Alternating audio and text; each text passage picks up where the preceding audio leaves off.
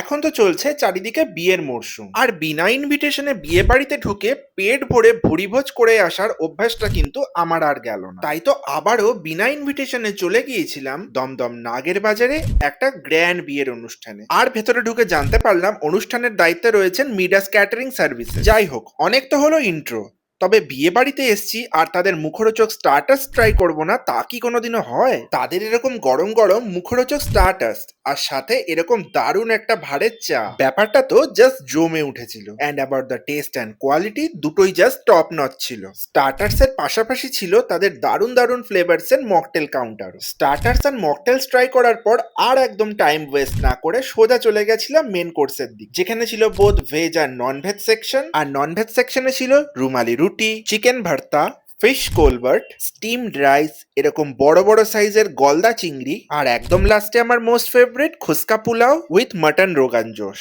R in same way veg কাউন্টারেও ছিল lots of varieties.